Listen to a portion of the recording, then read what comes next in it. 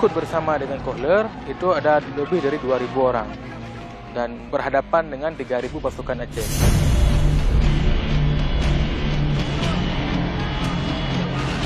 Kalau misalnya ada sebuah kepercayaan yang diberikan akhirnya dikhianati, itu ditamsilkan ibarat seperti panglima timbang.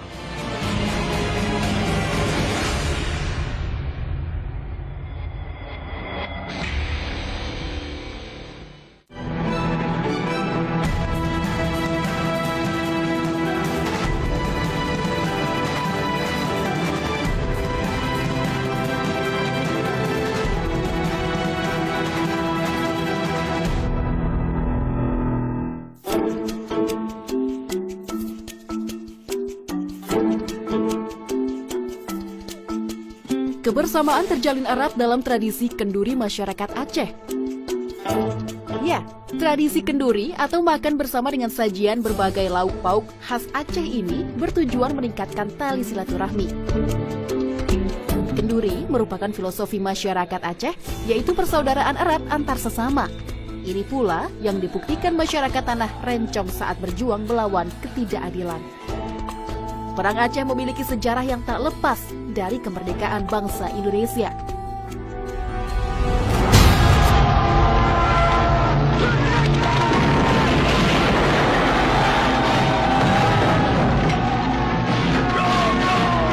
Seperti inilah gambaran suasana perang Aceh dalam film Kolosal Cut Nyak Dien karya sutradara Eros Djarot yang diproduksi tahun 1988. Dahsyatnya perang Aceh dalam kancah perjuangan 150 tahun silam untuk menghapus kolonialisme Belanda.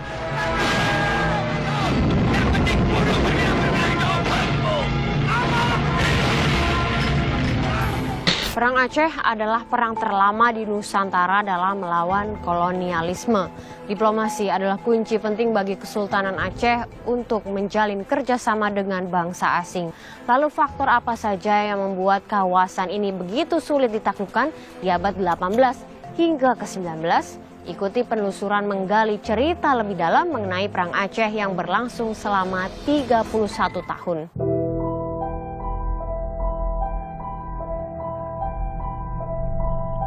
Komplek pemakaman Kerkhof Pecut di Kota Banda Aceh yang terletak di belakang Museum Tsunami adalah saksi bisu pertumpahan darah Perang Aceh dengan Belanda. Nama-nama korban dipahat tepat di pintu masuk menuju makam ini. Kerkhof atau kuburan dalam bahasa Belanda berdiri pada tahun 1873. Sedangkan nama Pecut berasal dari nama anak Sultan Iskandar Muda yang bermakna Pangeran Muda. Kerkhof Pecut menjadi salah satu makam militer terluas di dunia dengan luas lahan sekitar 3,5 hektar. Terdapat lebih dari 2.000 nisan korban Perang Aceh 1,5 abad lalu. Dan inilah makam penting di Kerkhof Pecut. Ialah pemimpin pertama Perang Aceh, Jenderal Johan Harman Rudolf Kohler, yang mendarat bersama 4.000 pasukannya pada 6 April 1873 untuk menjajah rakyat Aceh dengan menyerang Masjid Raya. Bang Maskur, Kohler ini saat memulai Perang Aceh dibantu dengan siapa saja, dan kalau kita lihat ya bahwa banyak sekali nama-nama yang terpampang di depan. Siapa mereka? Ikut bersama dengan Kohler itu ada lebih dari 2.000 orang dan berhadapan dengan 3.000 pasukan Aceh. Dan sebagian daripada mereka itu kemudian mati dalam peperangan di hari pertama, kedua, dan ketiga sampai dengan hari keempat. Sebagian besarnya dimakamkan di sini, di komplek pemakaman Kerkhof Pecut. Dan kalau kita melihat nama-nama yang diukir pada monumen makam dan tokoh-tokoh yang dimakamkan di sini itu adalah sebagian besarnya adalah orang-orang Belanda, perwira, dan bahkan jenderal-jenderal yang berasal dari Belanda. Ada Jenderal Kohler, Jenderal Pel. Kemudian juga banyak sekali yang dimakamkan di Kerkhof Pecut ini para tentara bayaran Belanda yang berasal dari kalangan Bumi Putra. Penyebab Perang Aceh diawali pada tahun 1871 ketika kerajaan Belanda dan Inggris menandatangani Traktat Sumatera yang menyatakan bahwa Belanda bebas memperluas kekuasaannya di seluruh Sumatera. Ini merupakan ancaman serius bagi Kesultanan Aceh Darussalam sebagai bangsa yang berdaulat. Tercatat, pendaratan pertama Kohler adalah atas perintah Gubernur Jenderal Hindia Belanda, James Loudon. Kohler membawa 168 perwira, 3.198 pasukan Eropa, dan Bumi Putra yang diberi nama pasukan Marsose, yang anggotanya berasal dari seluruh Nusantara. Kohler tewas setelah tertembak pasukan Aceh di depan Masjid Raya pada 14 April 1873. Kematiannya memicu kemarahan pemerintah Hindia Belanda. Dalam peperangan yang cukup besar itu 3.000 pasukan Aceh itu, Jenderal Kohler tewas tertembak di dadanya menembus jantung pada usia yang ke-55 tahun. Nisan Kohler terbilang unik dan megah. Simbol-simbol kebesaran perang melekat menemani sang jenderal perang. Meski Kohler dikenal cerdas, namun perkiraannya menaklukkan Aceh akan mendapat jalan mulus ternyata keliru. Hal tersebut disimbolkan dengan ular yang menggigit ekornya sendiri.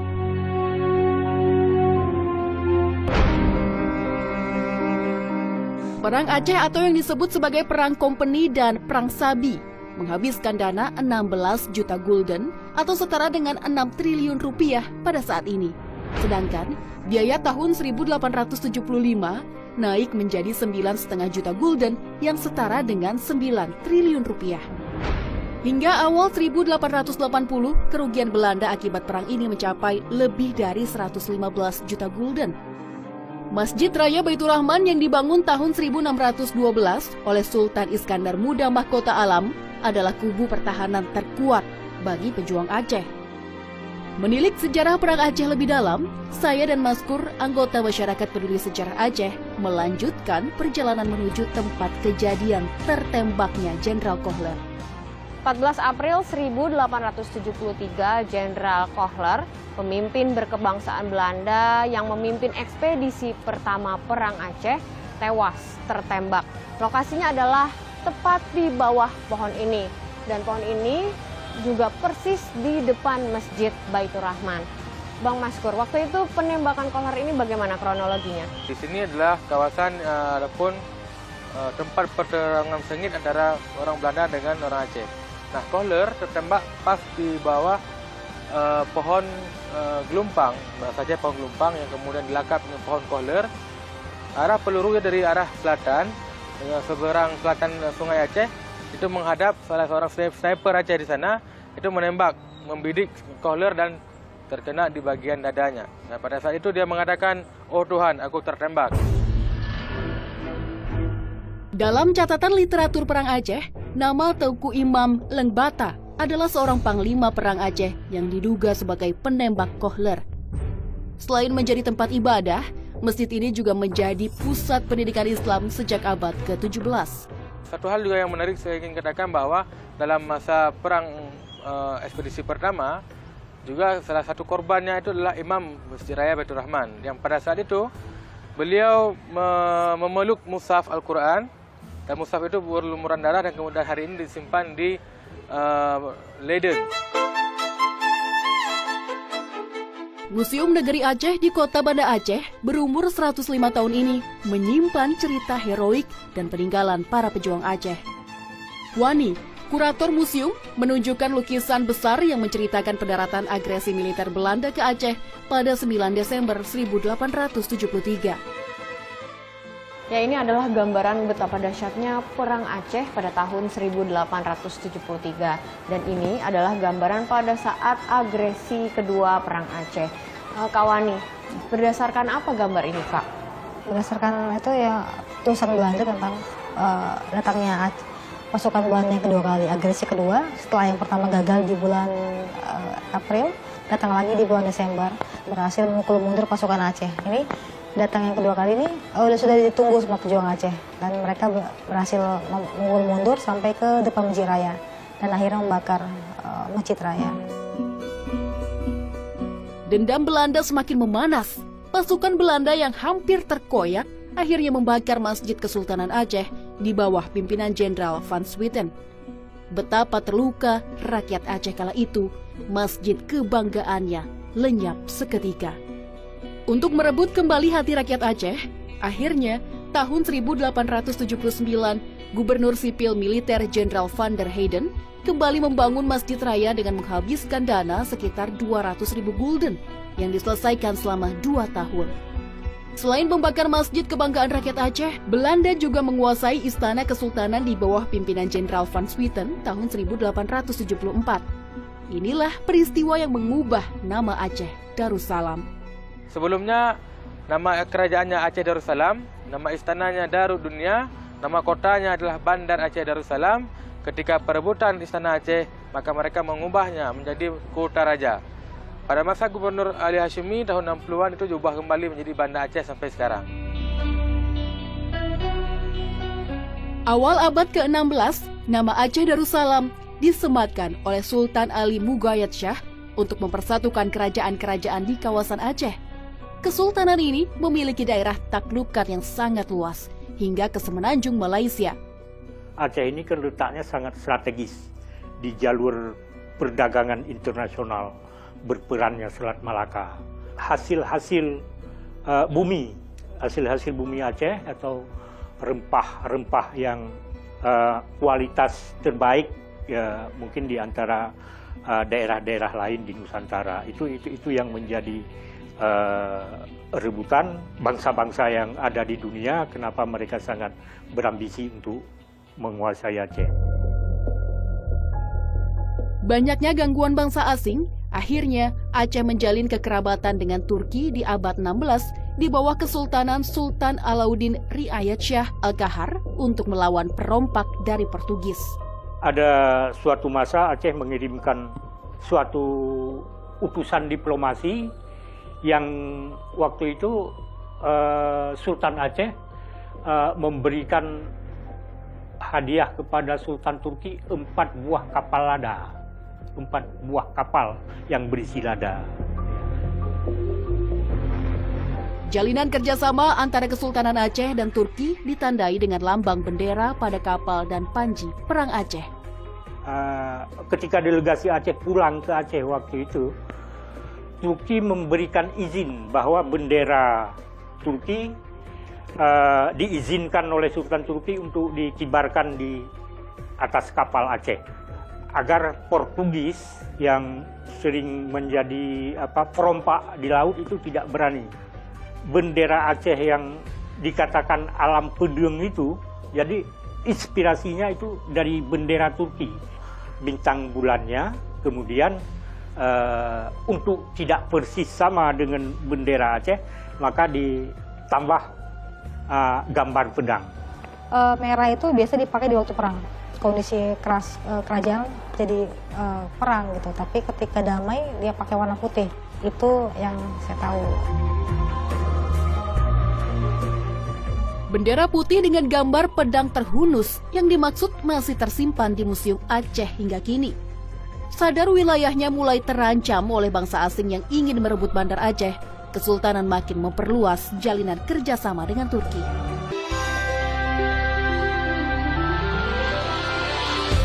Bandar Aceh Darussalam dikenal oleh bangsa asing sebagai kesultanan kuat di kawasan Asia Tenggara.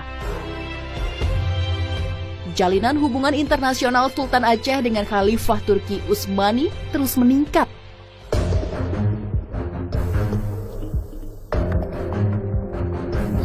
Mashkur, pendiri Pedir Museum yang telah meneliti sejumlah surat dan dokumentasi, mengungkapkan 20 tahun sebelum terjadinya Perang Aceh tahun 1873, Sultan Mansur Shah mengirim seorang diplomat bernama Muhammad Quds Saiful Alam Shah menghadap Sultan Abdul Majid Khalifah Turki Utsmani. Pengiriman Muhammad Quds Saiful Alam Shah sebagai seorang diplomat Sultan Mansur ke Turki Utsmani setelah beliau ke Hijaz di Mekah dan kemudian mengelilingi negeri-negeri di Eropa, ke Perancis dan sebagainya, yang Sultan Mansur meminta kepada seluruh pemimpin-pemimpin itu untuk menanggung biaya yang dikeluarkan dalam pengiriman diplomat beliau, yang itu akan diganti kemudian untuk mengumpulkan dukungan dan kekuatan kepada Aceh. Mashkur menambahkan, di abad ke-16, Bandar Aceh memiliki daerah kekuasaan mencapai 24.000 pulau. Sedangkan kini, wilayah NKRI hanya mencapai 17.000 pulau. Muhammad Quds Saiful diketahui adalah seorang ahli peta. Dan ini adalah peta karyanya untuk menunjukkan kebesaran Banda Aceh Darussalam pada abad ke-19. Di sini disebutkan Bandar Aceh Darussalam, kursi Syah Mansur, dia di mana dia memerintah. Kemudian wilayah-wilayah bandar-bandar Muslim di seluruh kepulauan di Asia Tenggara. Bahkan menariknya, kita lihat di semua bandar-bandar ini, terutama bandar yang paling besar, Sultan Mansur menempatkan seorang wazir. Wazir itu semacam menteri atau perwakilan. Apakah ini juga menjadi bukti bahwa mereka dengan berhubungan dengan Turki Utsmani, dengan mengirim surat dengan bangsa lain, itu bisa jadi bukti bahwa diplomasi antara Kesultanan Aceh dengan pihak luar itu sangat kuat? Nah, ini kita lihat kan memang bukan yang pertama kalinya. Bahkan pada abad ke-16 kita sudah menjalin hubungan yang kuat dengan Turki Utsmani ketika menyerang Portugis di Melaka. Dan ini juga yang kemudian digambarkan oleh Sultan Mansur. Ketika beliau menyebutkan semua surat-surat pendahulu kami itu semua dibalas. Nah, karena alasan itulah kemudian Aceh dengan loyalitasnya kepada Turki Utsmani kembali mengirimkan surat kepada Khalifah. Kesultanan Aceh yang terus berusaha meminta bantuan kepada pihak luar berpacu dengan waktu hingga datangnya Jenderal Kohler menyerang Aceh pada April 1873, perang terdahsyat di Nusantara. Selain ke Turki Utsmani, Kesultanan juga mengirimkan surat ke Inggris dan Prancis. Waktu itu apa yang diminta oleh Kesultanan dan apa isi suratnya, Bang?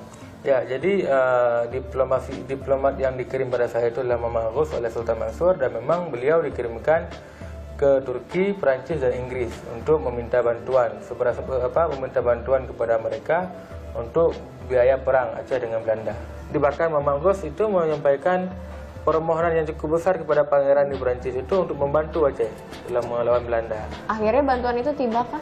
Bantuan-bantuan yang diharapkan oleh Sultan Aceh ketika beliau mengirimkan diplomatnya sampai dengan Aceh berperang dengan Belanda 1873, bantuan itu tak sampai. Diplomat lainnya yang dikirim untuk meminta bantuan adalah Syah Bandar Panglima Tibang. Ia diutus oleh Sultan Mansur Shah ke Singapura untuk bekerja sama dengan konsul Amerika, Italia, dan Perancis membantu melawan Belanda. Naas, Panglima Tibang membelot memihak Belanda. Ya, makanya dalam orang Aceh itu sering dipamiukan kalau misalnya ada sebuah kepercayaan yang diberikan akhirnya dikhianati, itu ditamsilkan ibarat seperti Panglima Tibang.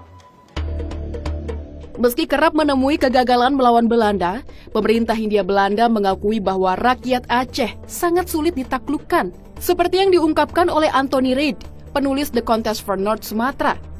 Selama berabad-abad, orang-orang Aceh telah membuktikan kemampuannya, baik dalam bidang perdagangan dan pertanian maupun dalam bidang peperangan.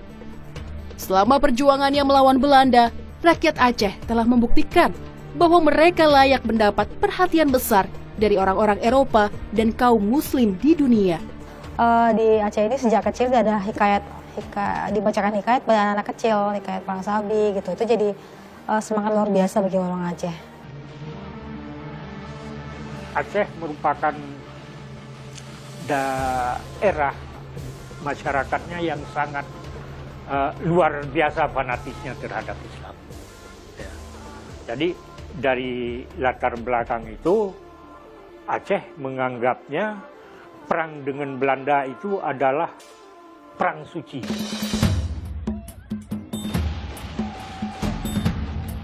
Setelah fase perang di akhir tahun 1800 berakhir, peperangan terus berlanjut.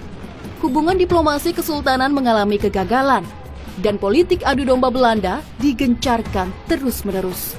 Namun, para pejuang terus melebarkan sayap di seluruh pelosok hingga Jepang datang pada tahun 1942.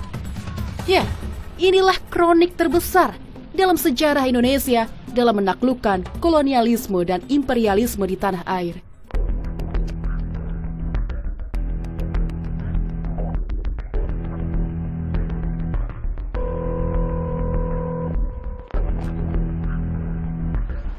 Jiwa-jiwa berani dan pantang menyerah telah mendarah daging dalam masyarakat Aceh karena mereka adalah para pejuang yang berani mempertaruhkan nyawa sampai akhir hayat.